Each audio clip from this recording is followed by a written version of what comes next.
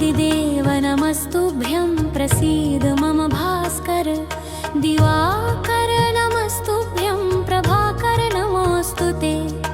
सप्ताश्वरथमारूढं प्रचण्डं कश्यपात्मजं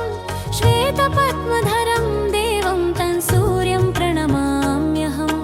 लोहितं रथमारूढं सर्वलोकपितामहं महापापहरं देवं तं सूर्यं प्रणमाम्यहं त्रिगुणात्मकं महाशूरं ब्रह्मविष्णुमहेश्वरं महापापहरं देवं तं सूर्यं प्रणमाम्यहं बृंहितं तेजसां पुञ्जं वायुमाकाशमेव च प्रभुं च सर्वलोकानां तं सूर्यं प्रणमाम्यहं बन्धूकपुष्पसङ्काशं हारकुण्डलभूषितम् एकचक्रधरं देवं तं सूर्यं प्रणमाम्यहं तं सूर्यं जगत्कर्तारं महातेजप्रदीपनं महापापहरं देवं तं सूर्यं प्रणमाम्यहं तं सूर्यं जगतान्नाथं ज्ञानविज्ञानमोक्षदं महापापहरं देवं तं सूर्यं प्रणमाम्यहम्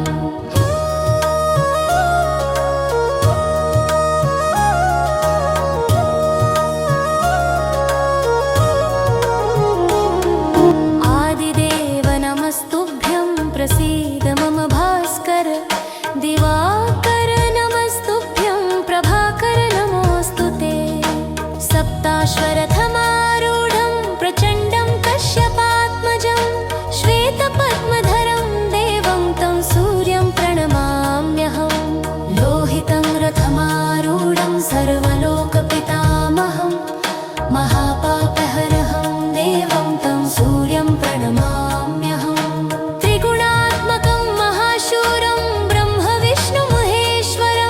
महापापहरं देवं तं सूर्यं प्रणमाम्यहं बृंहितं तेजसां पुञ्जं वायुमाकाशमेव च प्रभुं च सर्वलोकानां तं सूर्यं प्रणमाम्यहं बन्धूकपुष्पसङ्काशं हारकुण्डलभूषितम् एकचक्रधरं देवं तं सूर्यं प्रणमाम्यहं तं सूर्यं जगत्कर्तारं महातेजप्रदीपनं महापापहरं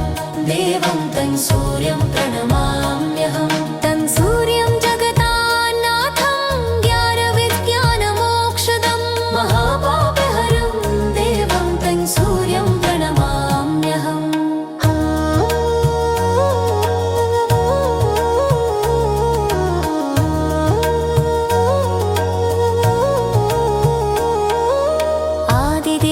नमस्तुभ्यं प्रसीद मम भास्कर दिवाकर नमस्तुभ्यं प्रभाकर नमोऽस्तु ते सप्ताश्वरथमारूढं प्रचण्डं कश्यपात्मजं श्वेतपद्मधरं देवं तं सूर्यं प्रणमाम्यहं लोहितं रथमारूढं सर्वलोकपितामहं महापापहरं देवं तं सूर्यं प्रणमाम्यहं त्रिगुणात्मकं महाशूरं ब्रह्मविष्णुमहेश्वरं महापापहरं देवं तं सूर्यं प्रणमाम्यहं बृंहितं तेजसां पुञ्जं वायुमाकाशमेव च प्रभुं च सर्वलोकानां तं सूर्यं प्रणमाम्यहं बन्धूकपुष्पसङ्काशं हारकुण्डलभूषितम् एकचक्रधरं देवं तं सूर्यं प्रणमाम्यहं तं सूर्यं जगत्कर्तारं महातेजप्रदीपनं महापापहरं देवं तं सूर्यं प्रणमाम्यहं तं सूर्यं जगतान्नाथं ज्ञानविज्ञानमोक्षदं महापापहरं देवं तं सूर्यं प्रणमाम्यहम्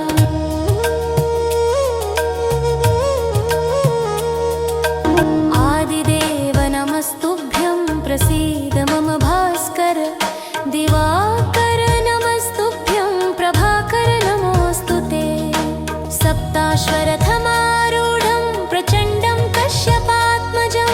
श्वेतपद्मधरं देवं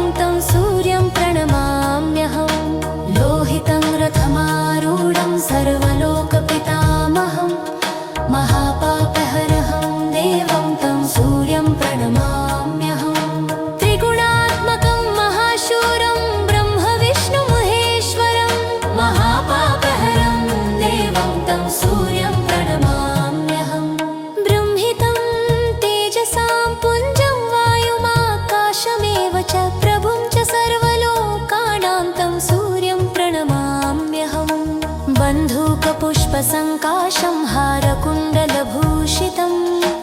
एकचक्रधरं देवं तं सूर्यं प्रणमाम्यहं तं सूर्यं जगत्कर्तारं महातेजप्रदीपनं महापापहरं देवं तं सूर्यं प्रणमाम्यहं तं सूर्यं जगतान्नाथं ज्ञानविज्ञानमोक्षदं महापापहरं देवं तं सूर्यं प्रणमाम्यहम्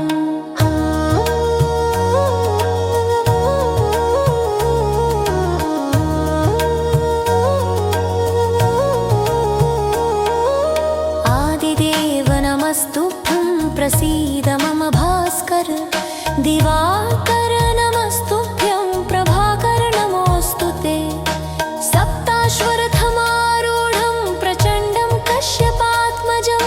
श्वेतपद्मधं देवं तं सूर्यं प्रणमाम्यहं लोहितं रथमारूढं सर्वलोकपितामहं महापापहरं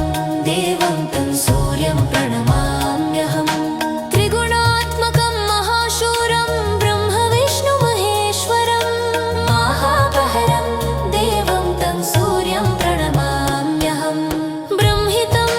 तेजसां पुञ्जं वायुमाकाशमेव च प्रभुं च सर्वलोकानां तं सूर्यं प्रणमाम्यहम्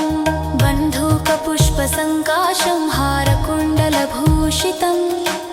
एकचक्रधरं देवं तं सूर्यं प्रणमाम्यहं तं सूर्यं जगत्कर्तारं महातेजप्रदीपनं महापापहरं देवं तं सूर्यं प्रणमाम्यहं तं सूर्यं जगतान्नाथं ज्ञानविज्ञानमोक्षदं महापापहरं देवं तं सूर्यं प्रणमाम्यहम्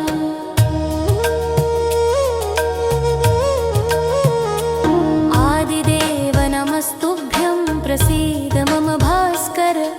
दिवाकर नमस्तुभ्यं प्रभाकर नमोऽस्तु ते सप्ताश्वरथमारूढं प्रचण्डं कश्यपात्मजं श्वेतपद्मधरं देवं तं सूर्यं प्रणमाम्यहं लोहितं रथमारूढं सर्वलोकपितामहं महापापहरं देवं तं सूर्यं प्रणमाम्यहम् त्रिगुणात्मकं महाशूरं ब्रह्मविष्णुमहेश्वरं महापापहरं देवं तं सूर्यं प्रणमाम्यहम् ब्रह्मितं तेजसां पुञ्जं वायुमाकाशमेव च प्रभुं च सर्वलोकानां तं सूर्यं प्रणमाम्यहम् बन्धूकपुष्पसङ्काशं हारकुण्डलभूषितम् एकचक्रधरं देवं तं सूर्यं प्रणमाम्यहं तं सूर्यं जगत्कर्तारं महातेजप्रदीपनं महापापहरं देवं तं सूर्यं प्रणमाम्यहं तं सूर्यं जगतान्नाथं ज्ञानविज्ञानमोक्षदं महापापहरं देवं तं सूर्यं प्रणमाम्यहम्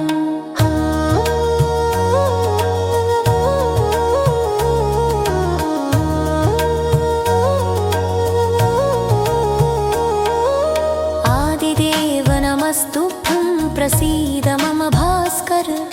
दिवाकर नमस्तुभ्यं प्रभाकर नमोऽस्तु ते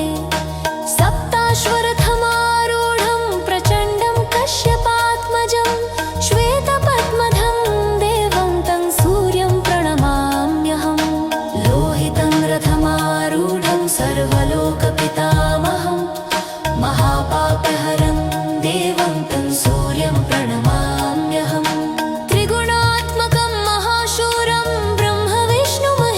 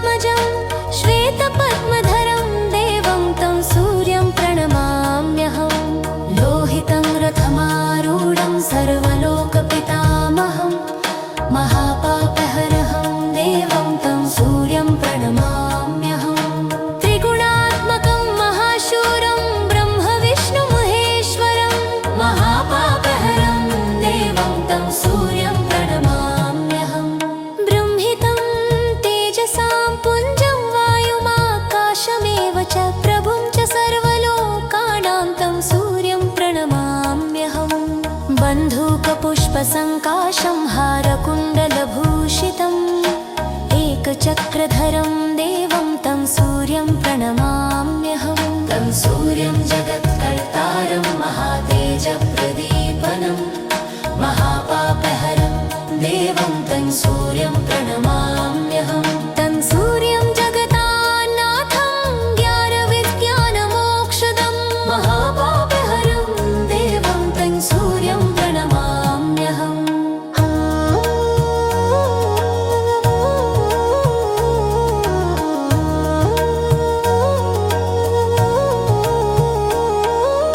आदिदेव नमस्तुभ्यं प्रसीद मम भास्कर दिवाकर नमस्तुभ्यं प्रभाकर नमोऽस्तु ते सप्ताश्वरथमारूढं प्रचण्डं कश्यपात्मजं श्वेतपद्मधं देवं तं सूर्यं प्रणमाम्यहम् लोहितं रथमारूढं सर्वलोकपितामहं महापापहरं देवं तं सूर्यं प्रणमाम्यहम् त्रिगुणात्मकं महाशूरं ब्रह्मविष्णुमहेश्वरं महापहरं देवं तं सूर्यं प्रणमाम्यहम् ब्रह्मितं तेजसां पुञ्जं वायुमाकाशमेव च प्रभुं च सर्वलोकानां तं सूर्यं प्रणमाम्यहम् बन्धूकपुष्पसङ्काशं हारकुण्डलभूषितम् एकचक्रधरं देवं तं सूर्यं प्रणमाम्यहम् तं सूर्यं जगत्कर्तारं महातेजप्रदीपनं महापापहरं देवं तं सूर्यं प्रणमाम्यहम् तं सूर्यं जगतान्नाथं ज्ञानविज्ञानमोक्षदं महापापहरं देवं तं सूर्यं प्रणमाम्यहम्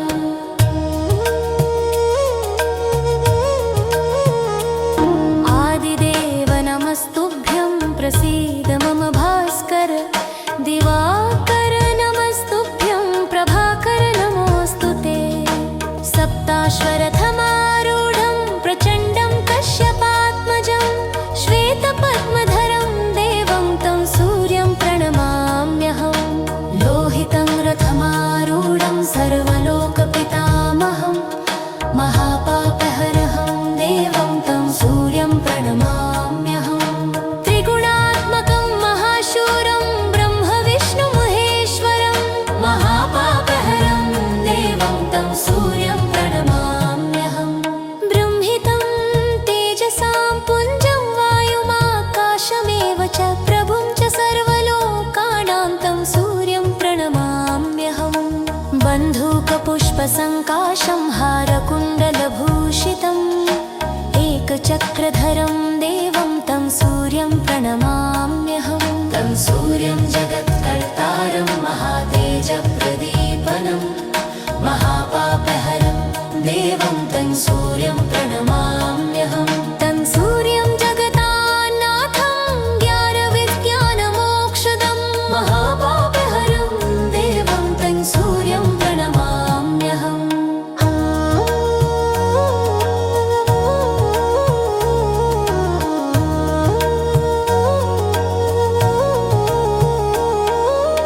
आदिदेव नमस्तुभ्यं प्रसीद मम भास्कर दिवाकर नमस्तुभ्यं प्रभाकर नमोऽस्तु ते सप्ताश्वरथमारूढं प्रचण्डं कश्यपात्मजं श्वेतपद्मधं देवं तं सूर्यं प्रणमाम्यहम् लोहितं रथमारूढं सर्वलोकपितामहं महापापहरं देवं तं सूर्यं प्रणमाम्यहम् त्रिगुणात्मकं महाशूरं ब्रह्मविष्णुमहेश्वरं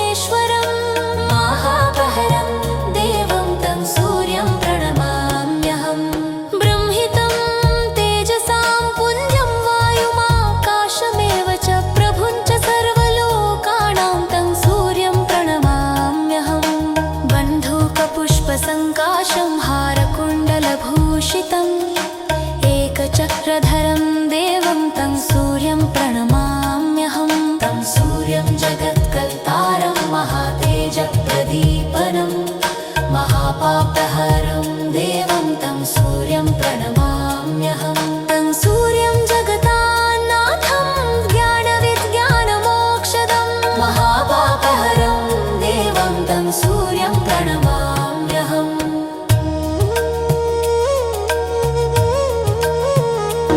आदिदेव नमस्तुभ्यं प्रसीद मम भास्कर दिवाकर नमस्तुभ्यं प्रभाकर नमोऽस्तु ते सप्ताश्वरथमारूढं प्रचण्डं कश्यपात्मजं श्वेतपद्मधरं देवं तं सूर्यं प्रणमाम्यहम् लोहितं रथमारूढं सर्वलोकपितामहं महापापहरहं देवं तं सूर्यं प्रणमाम्यहम् त्रिगुणात्मकं महाशूरं ब्रह्मविष्णुमहेश्वरं महापापहरं देवं तं सूर्यं प्रणमाम्यहम् बृंहितं तेजसां पुञ्जं वायुमाकाशमेव च प्रभुं च सर्वलोकानां तं सूर्यं प्रणमाम्यहम् बन्धूकपुष्पसङ्काशं हारकुण्डलभूषितम् एकचक्रधरं देवं तं सूर्यं प्रणमाम्यहम् तं सूर्यं जगत्कर्तारं महातेजप्रदीपनं महापापहरं देवं तं सूर्यं प्रणमाम्यहम् तं सूर्यं जगतान्नाथं ज्ञानविज्ञानमोक्षदं महापापहरं देवं तं सूर्यं प्रणमाम्यहम्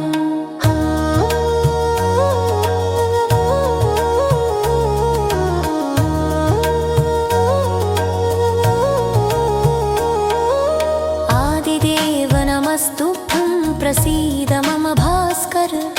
दिवाकर नमस्तुभ्यं प्रभाकर नमोऽस्तु ते सप्ताश्वरथमारूढं प्रचण्डं कश्यपात्मजं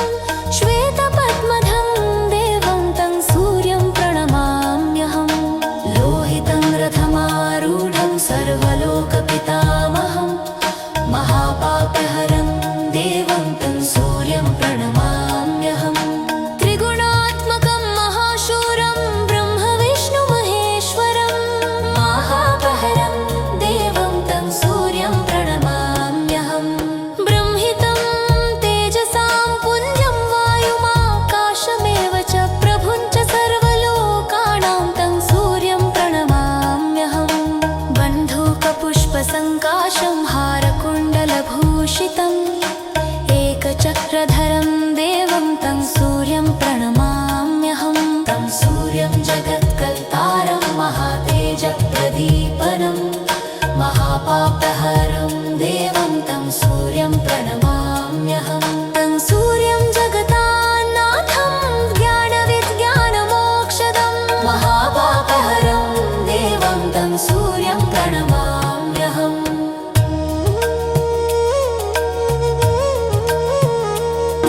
आदिदेव नमस्तुभ्यं प्रसीद मम भास्कर दिवाकर नमस्तुभ्यं प्रभाकर नमोऽस्तु ते सप्ताश्वरथमारूढं प्रचण्डं कश्यपात्मजं श्वेतपद्मधरं देवं तं सूर्यं प्रणमाम्यहम् लोहितं रथमारूढं सर्वलोकपितामहं महापापहरहं देवं तं सूर्यं प्रणमाम्यहम् त्रिगुणात्मकं महाशूरं ब्रह्मविष्णुमहेश्वरं महापापहरं देवं तं सूर्यं प्रणमाम्यहम् बृंहितं तेजसां पुञ्जं वायुमाकाशमेव च प्रभुं च सर्वलोकानां तं सूर्यं प्रणमाम्यहम् बन्धूकपुष्पसङ्काशं हारकुण्डलभूषितम्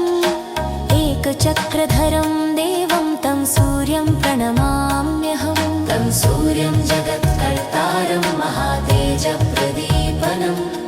महापापहरं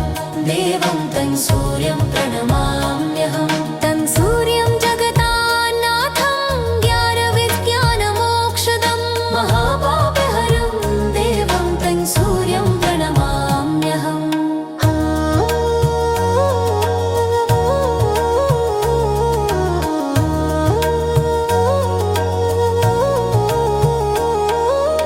आदिदेव नमस्तुभ्यं प्रसीद मम भास्कर दिवाकर नमस्तुभ्यं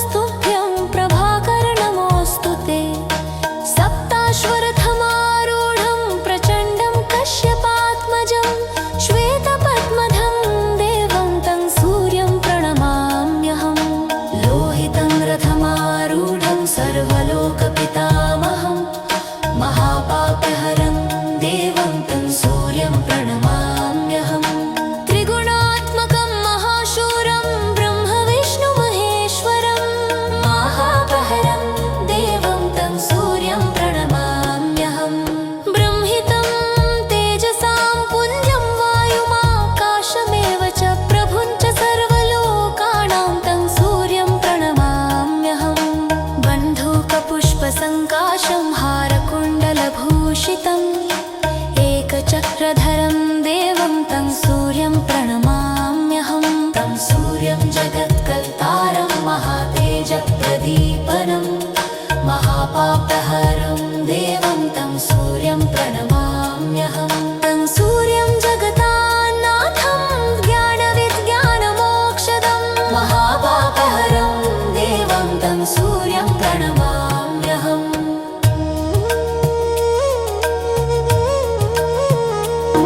आदिदेव नमस्तुभ्यं प्रसीद मम भास्कर दिवाकर नमस्तुभ्यं प्रभाकर नमोऽस्तु ते सप्ताश्वरथमारूढं प्रचण्डं कश्यपात्मजं श्वेतपद्मधरं देवं तं सूर्यं प्रणमाम्यहं लोहितं रथमारूढं सर्वलोकपितामहं महापापहरं देवं तं सूर्यं प्रणमाम्यहम् त्रिगुणात्मकं महाशूरं ब्रह्मविष्णुमहेश्वरं महापापहरं देवं तं सूर्यं प्रणमाम्यहम् ब्रह्मितं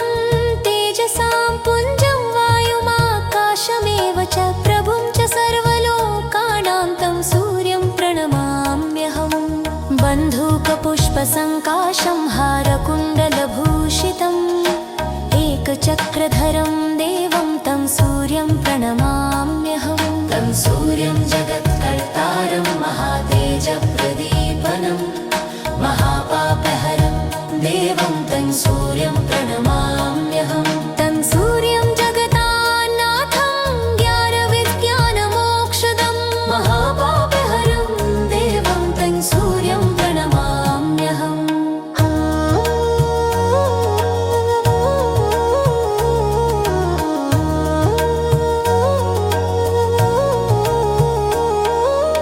आदिदेव नमस्तुभ्यं प्रसीद मम भास्कर दिवाकर नमस्तुभ्यं प्रभाकर नमोऽस्तु ते सप्ताश्वरथमारूढं प्रचण्डं कश्यपात्मजं श्वेतपद्मधं देवं तं सूर्यं प्रणमाम्यहं लोहितं रथमारूढं सर्वलोकपितामहं महापापहरं देवं तं सूर्यं प्रणमाम्यहम् त्रिगुणात्मकं महाशूरं ब्रह्मविष्णुमहेश्वरं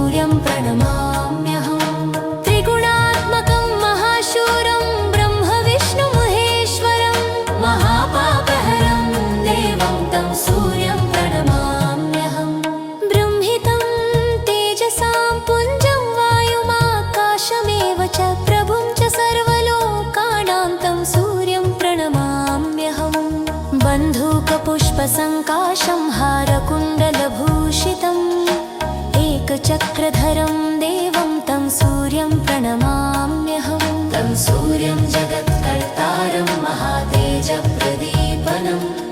महापापहरं देवं तं सूर्यं प्रणमाम्यहं तं सूर्यं जगतान्नाथं ज्ञानविज्ञानमोक्षदं महापापहरं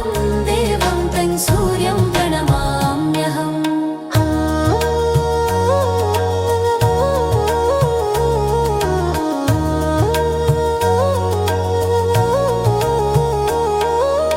आदिदेव नमस्तुभ्यं प्रसीद मम भास्कर दिवाकर नमस्तुभ्यं प्रभाकर नमोऽस्तु ते सप्ताश्वरथमारूढं प्रचण्डं कश्यपात्मजं श्वेतपद्मधं देवं तं सूर्यं प्रणमाम्यहं लोहितं रथमारूढं सर्वलोकपितामहं महापापहरं देवं तं सूर्यं प्रणमाम्यहं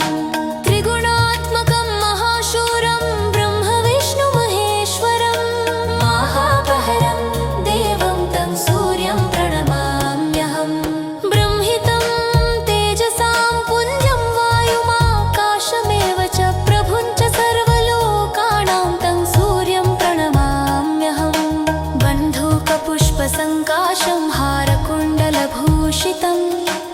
एकचक्रधरं देवं तं सूर्यं प्रणमाम्यहं तं सूर्यं जगत्कर्तारं महातेजप्रदीपनं महापापहरं देवं तं सूर्यं प्रणमाम्यहं तं सूर्यं जगतान्नाथं ज्ञानविज्ञानमोक्षदं महापापहरं देवं तं सूर्यं प्रणमाम्यहम्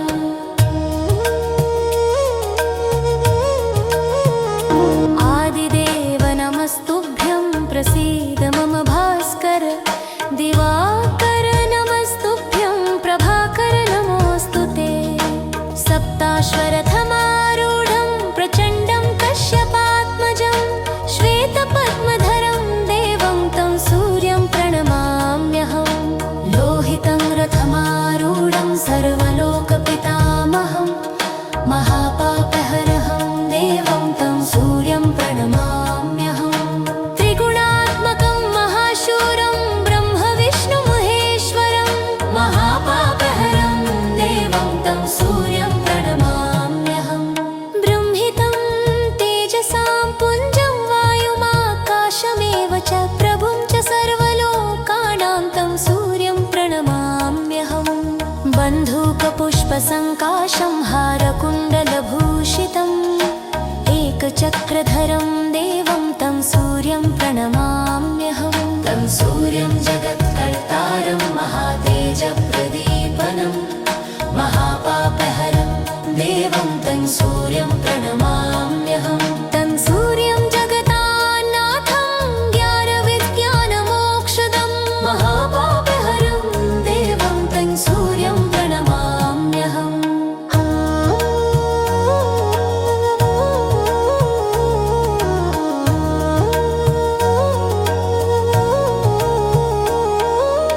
आदिदेव नमस्तुभ्यं प्रसीद मम भास्कर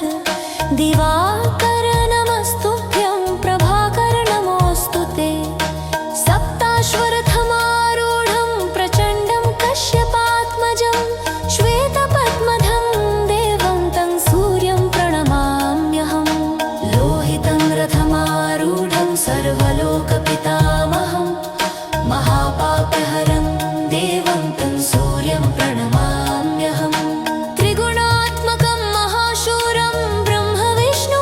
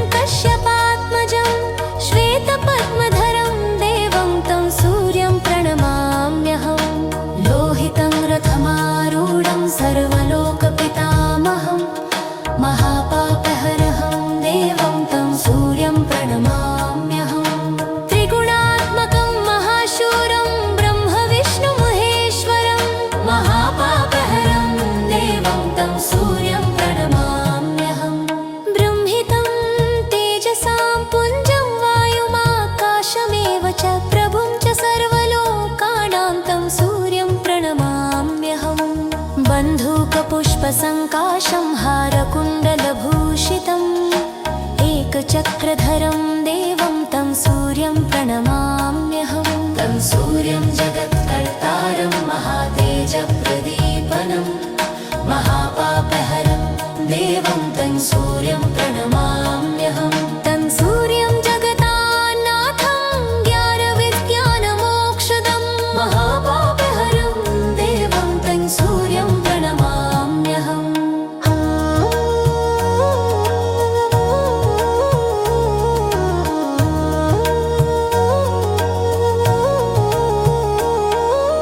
आदिदेव नमस्तुभ्यं प्रसीद मम भास्कर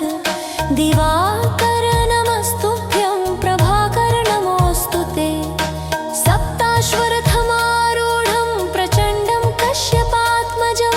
श्वेतपद्मधं देवं तं सूर्यं प्रणमाम्यहं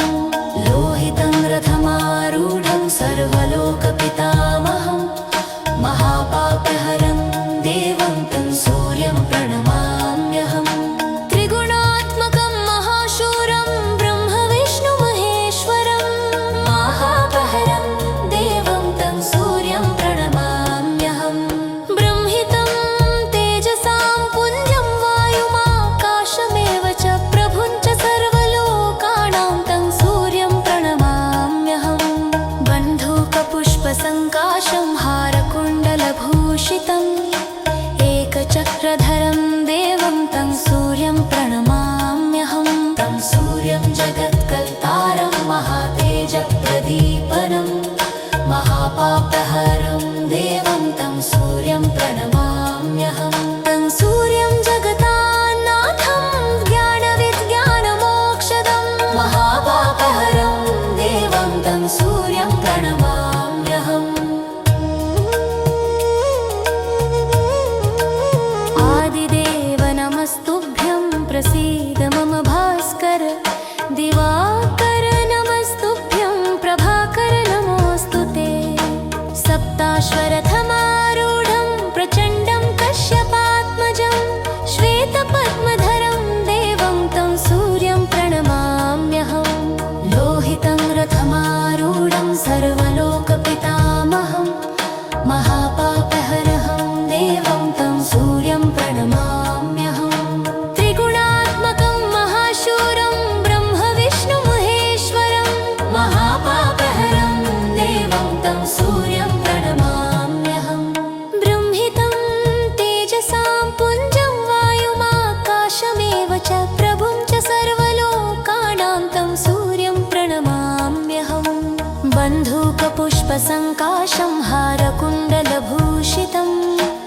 एकचक्रधरं देवं तं सूर्यं प्रणमाम्यहं तं सूर्यं जगत्कर्तारं महातेजप्रदीपनं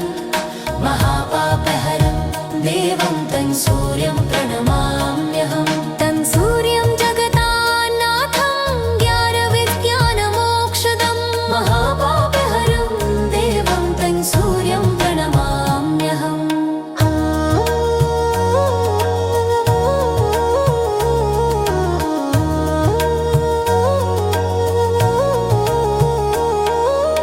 आदिदेव नमस्तुभ्यं प्रसीद मम भास्कर दिवाकर नमस्तुभ्यं प्रभाकर नमोऽस्तु ते सप्ताश्वरथमारूढं प्रचण्डं कश्यपात्मजं श्वेतपद्मधं देवं तं सूर्यं प्रणमाम्यहं लोहितं रथमारूढं सर्वलोकपितामहं महापापहरं देवं तं सूर्यं प्रणमाम्यहं त्रिगुणात्मकं महाशूरं ब्रह्मविष्णुमहेश्वरं महापहरं देवं तं सूर्यं प्रणमाम्यहं ब्रह्मितं तेजसां पुञ्जं वायुमाकाशमेव च प्रभुं च सर्वलोकानां तं सूर्यं प्रणमाम्यहं बन्धूकपुष्पसङ्का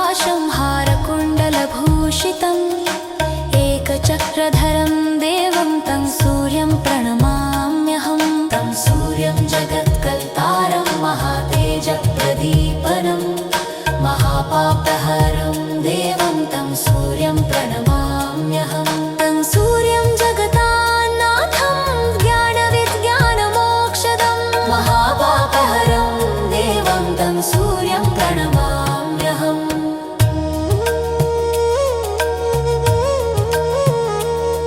आदिदेव नमस्तुभ्यं प्रसीद मम भास्कर। दिवाकर नमस्तुभ्यं प्रभाकर नमोऽस्तु ते। सप्ताश्वरथमारूढं प्रचण्डं कश्यपात्मजं श्वेतपद्मधरं देवं तं सूर्यं प्रणमाम्यहम्। लोहितं रथमारूढं सर्वलोकपितामहं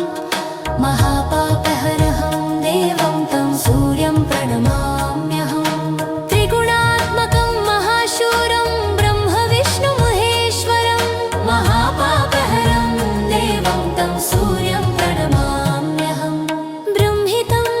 तेजसां पुञ्जं वायुमाकाशमेव च प्रभुं च सर्वलोकानां तं सूर्यं प्रणमाम्यहम्। बन्धूकपुष्पसङ्काशं हारकुण्डलभूषितम् एकचक्रधरं देवं तं सूर्यं प्रणमाम्यहम्। तं सूर्यं जगत्कर्तारं महातेजप्रदीपनं महापापहरं देवं तं सूर्यं प्रणमाम्यहम्। तं सूर्यं जगतान्नाथं ज्ञानविज्ञानमोक्षदं महापापहरं देवं तं सूर्यं प्रणमाम्यहम्।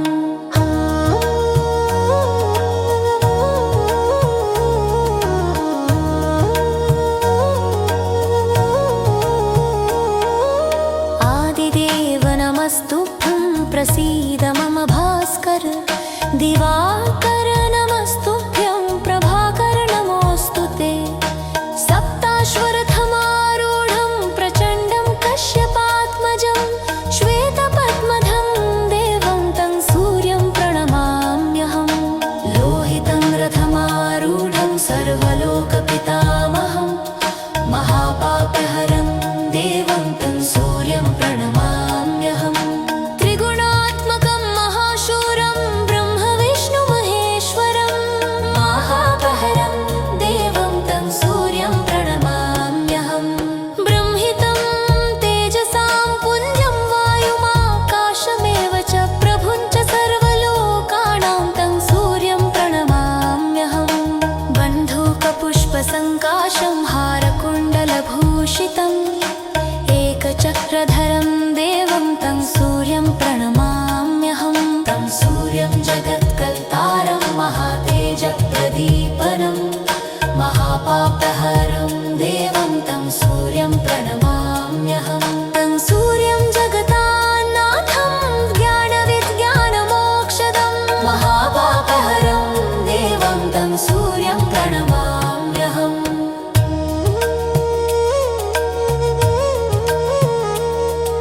आदिदेव नमस्तुभ्यं प्रसीद मम भास्कर। दिवाकर नमस्तुभ्यं प्रभाकर नमोऽस्तु ते। सप्ताश्वरथमारूढं प्रचण्डं कश्यपात्मजं श्वेतपद्मधरं देवं तं सूर्यं प्रणमाम्यहम्। लोहितं रथमारूढं सर्वलोकपितामहं महापापहरहं देवं तं सूर्यं प्रणमाम्यहम्। त्रिगुणात्मकं महाशूरं ब्रह्मविष्णुमहेश्वरं महापापहरं देवं तं सूर्यं प्रणमाम्यहम्। ब्रह्मितं तेजसां पुञ्जं वायुमाकाशमेव च प्रभुं च सर्वलोकानां तं सूर्यं प्रणमाम्यहम्। बन्धूकपुष्पसङ्काशं हारकुण्डलभूषितम् एकचक्रधरं देवं तं सूर्यं प्रणमाम्यहम्। तं सूर्यं जगत्कर्तारं महातेजप्रदीपनं महापापहरं देवं तं सूर्यं प्रणमाम्यहम्। तं सूर्यं जगतान्नाथं ज्ञानविज्ञानमोक्षदं महापापहरं देवं तं सूर्यं प्रणमाम्यहम्।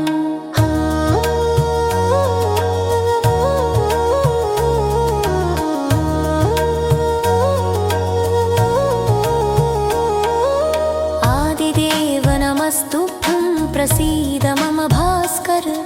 दिवाकर नमस्तुभ्यं प्रभाकर नमोऽस्तु ते।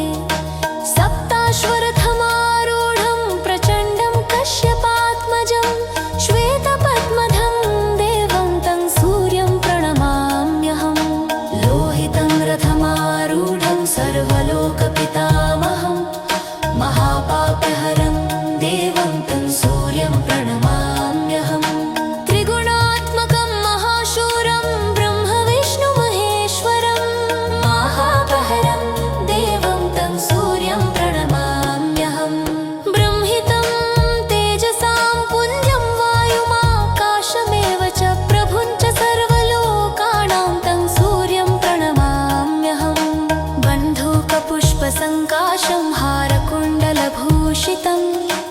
एकचक्रधरं देवं तं सूर्यं प्रणमाम्यहं तं सूर्यं जगत्कर्तारं महातेजप्रदीपनं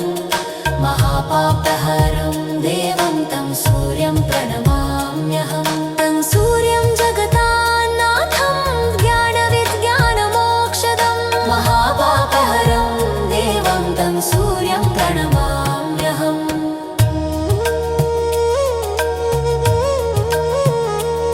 आदिदेव नमस्तुभ्यं प्रसीद मम भास्कर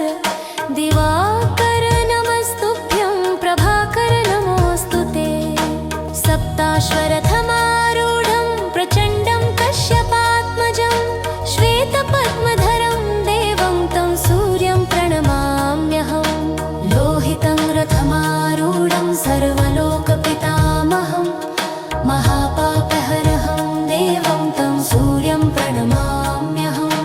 त्रिगुणात्मकं महाशूरं ब्रह्मविष्णुमहेश्वरं महापापहरं देवं तं सूर्यं प्रणमाम्यहं ब्रह्मितं तेजसां पुञ्जं वायुमाकाशमेव च प्रभुं च सर्वलोकानां तं सूर्यं प्रणमाम्यहं बन्धूकपुष्पसङ्काशं हारकुण्डलभूषितम् एकचक्रधरं देवं तं सूर्यं प्रणमाम्यहं तं सूर्यं जगत्कर्तारं महातेजप्रदीपनं महापापहरं देवं तं सूर्यं प्रणमाम्यहं तं सूर्यं जगतान्नाथं ज्ञानविज्ञानमोक्षदं महापापहरं देवं तं सूर्यं प्रणमाम्यहम्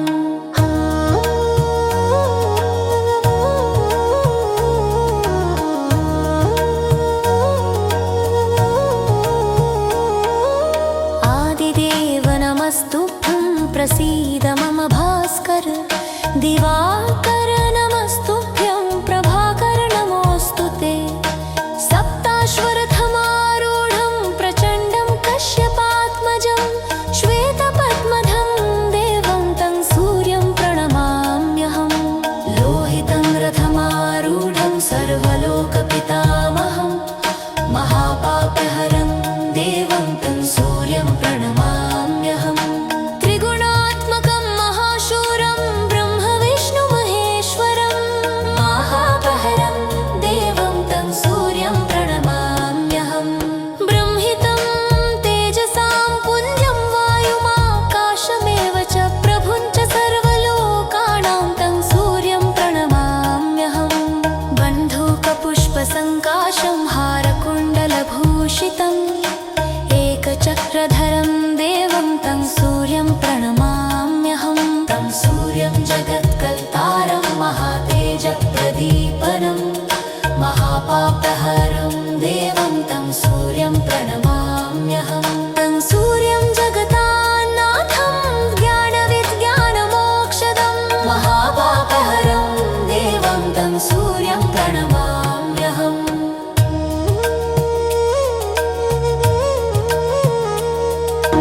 आदिदेव नमस्तुभ्यं प्रसीद मम भास्कर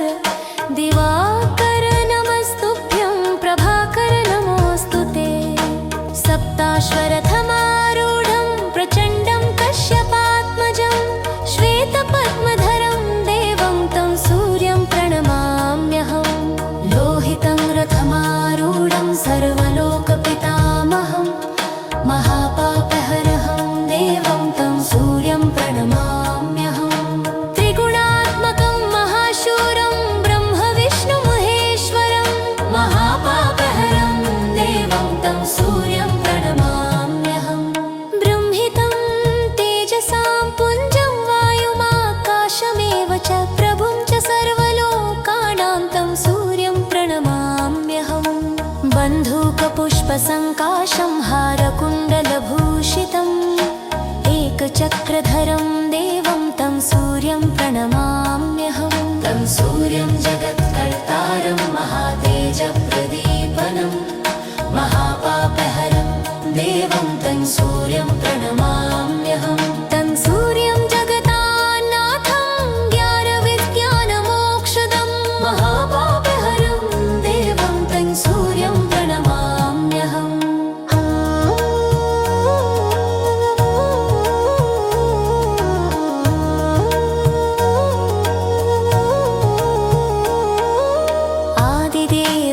नमस्तुभ्यं प्रसीद मम भास्कर दिवाकर नमस्तुभ्यं प्रभाकर नमोऽस्तु ते सप्ताश्वरथमारूढं प्रचण्डं कश्यपात्मजं श्वेतपद्मधं देवं तं सूर्यं प्रणमाम्यहं लोहितं रथमारूढं सर्वलोकपितामहं महापापहरं देवं तं सूर्यं प्रणमाम्यहं त्रिगुणात्मकं महाशूरं ब्रह्मविष्णुमहेश्वरं महापहरं देवं तं सूर्यं प्रणमाम्यहं ब्रह्मितं तेजसां पुञ्जं वायुमाकाशमेव च प्रभुं च सर्वलोकानां तं सूर्यं प्रणमाम्यहं बन्धूकपुष्पसङ्काशं हारकुण्डलभूषितम् एकचक्रधरं देवं तं सूर्यं प्रणमाम्यहं तं सूर्यं जगत्कर्तारं महातेजप्रदीपनं महापापहरं देवं तं सूर्यं प्रणमाम्यहं तं सूर्यं जगतान्नाथं ज्ञानविज्ञानमोक्षदं महापापहरं देवं तं सूर्यं प्रणमाम्यहम्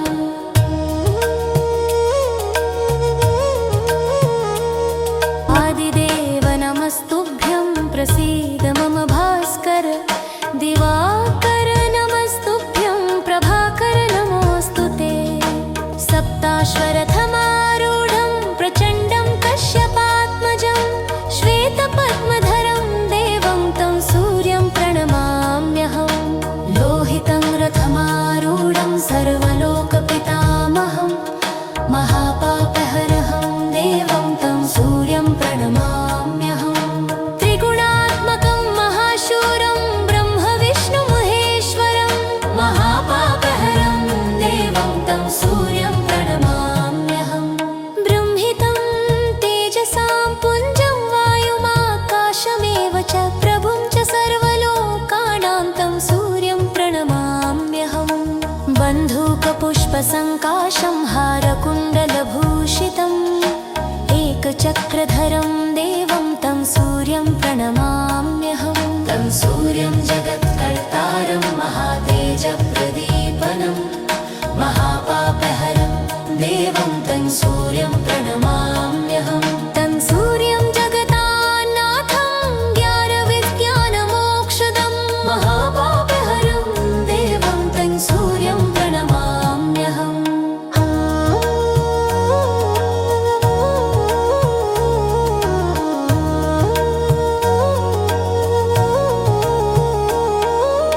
आदिदेव नमस्तुभ्यं प्रसीद मम भास्कर दिवाकर नमस्तुभ्यं प्रभाकर नमोऽस्तु ते सप्ताश्वरथमारूढं प्रचण्डं कश्यपात्मजं श्वेतपद्मधं देवं तं सूर्यं प्रणमाम्यहं लोहितं रथमारूढं सर्वलोकपितामहं महापापहरं देवं तं सूर्यं प्रणमाम्यहं त्रिगुणात्मकं महाशूरं ब्रह्मविष्णुमहेश्वरं महापहरं देवं तं सूर्यं प्रणमाम्यहं ब्रह्मितं तेजसां पुञ्जं वायुमाकाशमेव च प्रभुं च सर्वलोकानां तं सूर्यं प्रणमाम्यहं बन्धूकपुष्पसङ्काशं हारकुण्डलभूषितम् एकचक्रधरं देवं तं सूर्यं प्रणमाम्यहं तं सूर्यं जगत्कर्तारं महातेजप्रदीपनं महापापहरं देवं तं सूर्यं प्रणमाम्यहं तं सूर्यं जगतान्नाथं ज्ञानविज्ञानमोक्षदं महापापहरं देवं तं सूर्यं प्रणमाम्यहम्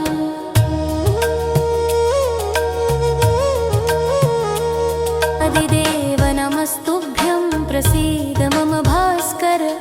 दिवाकर नमस्तुभ्यं प्रभाकर नमोऽस्तु ते सप्ताश्वरथमारूढं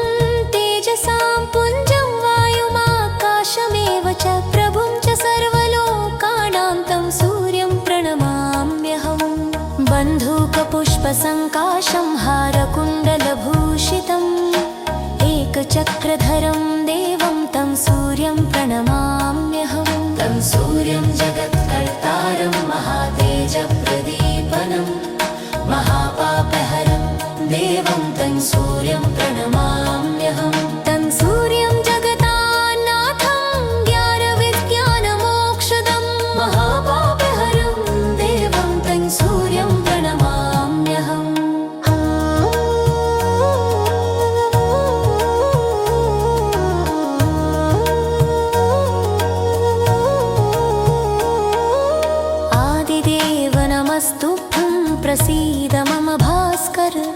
दिवाकर नमस्तुभ्यं प्रभाकर नमोऽस्तु ते सप्ताश्वरथमारूढं प्रचण्डं कश्यपात्मजं श्वेतपद्मधं देवं तं सूर्यं प्रणमाम्यहं लोहितं रथमारूढं सर्वलोकपितामहं महापापहरं देवं तं सूर्यं प्रणमाम्यहं त्रिगुणात्मकं महाशूरं ब्रह्मविष्णुमहेश्वरं महापहरं देवं तं सूर्यं प्रणमाम्यहं ब्रह्मितं तेजसां पुञ्जं वायुमाकाशमेव च प्रभुं च सर्वलोकानां तं सूर्यं प्रणमाम्यहं बन्धूकपुष्पसङ्काशं हारकुण्डलभूषितम् एकचक्रधरं देवं तं सूर्यं प्रणमाम्यहं तं सूर्यं जगत्कर्तारं महातेजप्रदीपनं महापापहरं देवं तं सूर्यं प्रणमाम्यहं तं सूर्यं जगतान्नाथं ज्ञानविज्ञानमोक्षदं महापापहरं देवं तं सूर्यं प्रणमाम्यहम्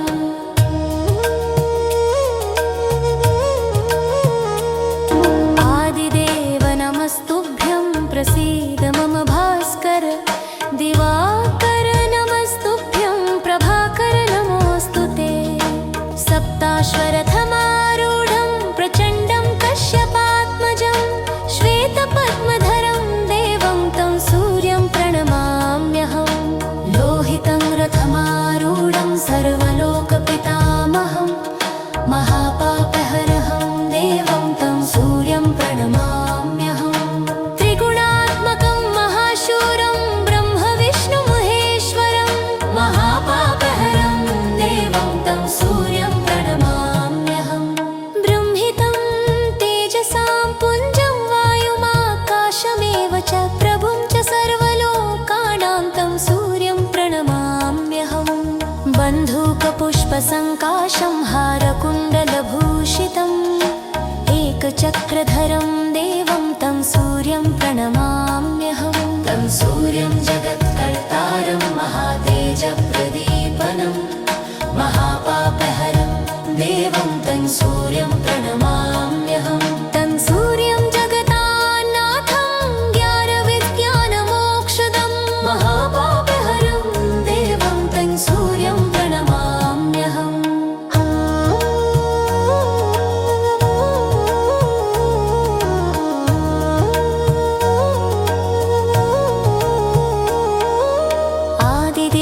नमस्तुभ्यं प्रसीद मम भास्कर दिवाकर नमस्तुभ्यं प्रभाकर नमोऽस्तु ते सप्ताश्वरथमारूढं प्रचण्डं कश्यपात्मजं श्वेतपद्मधं देवं तं सूर्यं प्रणमाम्यहं लोहितं रथमारूढं सर्वलोकपितामहं महापापहरं देवं तं सूर्यं प्रणमाम्यहं त्रिगुणात्मकं महाशूरं ब्रह्मविष्णुमहेश्वरं महापहरं देवं तं सूर्यं प्रणमाम्यहं ब्रह्मितं तेजसां पुञ्जं वायुमाकाशमेव च प्रभुं च सर्वलोकानां तं सूर्यं प्रणमाम्यहं बन्धूकपुष्पसङ्काशं हारकुण्डलभूषितम् एकचक्रधरं देवं तं सूर्यं प्रणमाम्यहं तं सूर्यं जगत्कर्तारं महातेजप्रदीपनं महापापहरं देवं